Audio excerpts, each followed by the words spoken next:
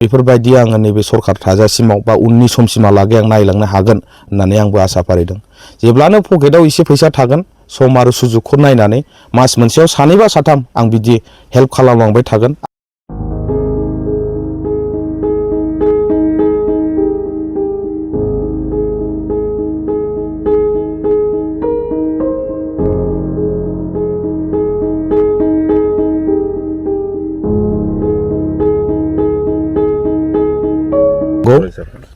नैबे लाइमुथि हालामाव बा लाइमुथि ओनसोलाव दिनै नुजाथिफैनो मोननानै आं थारैनो गोजोननाय मोनदों। मैया आदा अफ्रिया आंखौ फन खालामहरदोंमोन जे बे लाइमुथि एरियायाव बे मिरु दैसा होननाय बे गामियाव सासे बिनानावा एडमिसन लानो हायाखै। न'खराव जोबोर खस्थ', बिमा बिफा गैजाया, बिसिबाय मावरिया गथ' होननानै खोनानो मोननायलाय आङो जे हिउमेनिटी बे मोनसे कनसेप्टखौ लानानैहाय बिनानावनिसिम सफैनाय जादों। लोगोसेनो गोबांथार नङाब्लाबो थोजासे नङाब्लाबो एसे राङारि अनसुंथाइखौ होनो मोननानै थारैनो गोजोननाय मोनदों। लोगोसेनो फैबाय थानाय समफोराव बेखिनि एसे फैसाजोंनो एडमिसनखौ लानानै बिनानावा जेन गावनि केरियारखौ सिगां फारसे लांनायाव जेन बा समाजखौ मोनसे पजिटिभ डिरेक्सनसिम लांनायाव जेन बिनानावाबो सासे जानो हायो आं बेखौनो आसा खालामदों। बेखौ चिफ सारा सानदों, दासिमहालागै क्लेरिफाइ खालामनानै होआखै, रायजोफोरनिसिम अपेन खालामना होआखै। आसा खालामदों बेयो जोबोद थाबैनो जागोन। आंबो हानायमानि आंनि पकेटाव जुदि दङब्ला खमैब्लाबो आङो मास मोनसेयाव साथाम बेफोरबायदि आङो नैबे सरकार थाजासिमाव बा उननि समसिमहालागै आं नायलांनो हागोन होननानै आंबो आसा फारिदों। जेब्लानो पकेटाव एसे फैसा थागोन सम आरो सुजुगखौ नायनानै मास मोनसेयाव सानै बा साथाम आं बिदि हेल्प खालामलांबाय थागोन आंनि साइडनिफ्राय। सरकारनि साइडनिफ्रायबो सरकारा जेब्लानो एनाउन्स खालामो बेबो थाबाय थागोन। नाथाय आंनि साइडनिफ्राय मास मोनफ्रोमबो सानै बा साथाम बेफोरबायदि हेल्प होनाया थाबाय थागोन आरो। बिथांमोनखौ आं खावलायदों जे रांखावरिनि मोनसे आंखालानो मोनसे माने बेरिकेड बा बेरियार जानो हाया।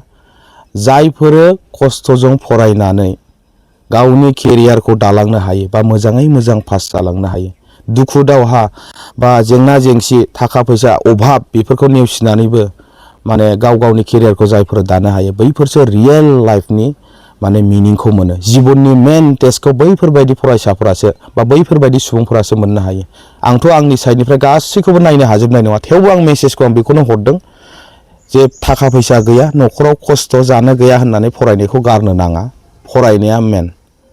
साख्रि मोननाया बे उननि बाथ्रा थाहैबाय, खिन्थु फरायनायखौ लाथारनाया जों बयनिबो थाखाय मोनसे बेखौ मा होनो डिउटि बायदि आरो। ओरैनोबा जोंनि बर' समाजाव बारा बिदि फरायनायानो गैथारलिया। अननानै आं खावलायदों बेफोरबायदि जेंना जेंसिखौ लानानै रावबो फासयनानै थानो नाङा। बयबो फराय, खस्थ' खालामनानै फराय, इसोरनि सायाव फोथायनाय लाखि, गासिबो सानसे साक्सेस जाजोबगोन। खोनानो मोनदों जे लाइमुथि एरियानिफ्राय खाथियाव माने मोजां हाइ स्कुल बा जेनेबा मोजां फसंथान गैयिलाय रुनिखाथासिम थांनांगौ जायो। जायनि थाखाय लामायाबो गाज्रिखाय गोबांखिनि ड्रप आउट जाबाय होननानै आं ओनसोलनि सुबुंफोरनिफ्राय खोनानो मोनदों। आं बे फंबाय बिनानावमोनखौ खावलायदों बेफोरबायदि गावनि जिबनखौ जानानै लानो नाङा। अननानै आं नोंसोरनि बिदा हिसाबै आं खावलायदों जे फरायनायखौ लांफाबाय था। सासे बिमाया बा सासे बिफाया गावनि गथ'खौ जोनोम होनाय लोगो लोगो बेसेबां हांमा थायो, बे हांमाखौ नोंसोरो जेब्लायबो दोननो नाङा। बिमा बिफाखौ जेब्लायबो दुखु होनो नाङा। खुनुरुखम खस्थ' मस्थ'बाबो हाजिरा खामला मावनानैबाबो नांगौबा मालाबा सानसे साननैखौ अननानै फरायथार। फरायनाया जोबोर गोनांथार।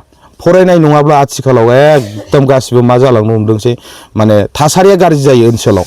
ओंखायनो मोजां थासारि सोरजिनो थाखाय फंबाय बिनानावमोनाबो बेनि मोनसे बाहागो जा। फरायनायखौ लाथारनायखौ आं खावलायबाय नैबे ओनसोलनि फंबाय बिनानावमोनखौ।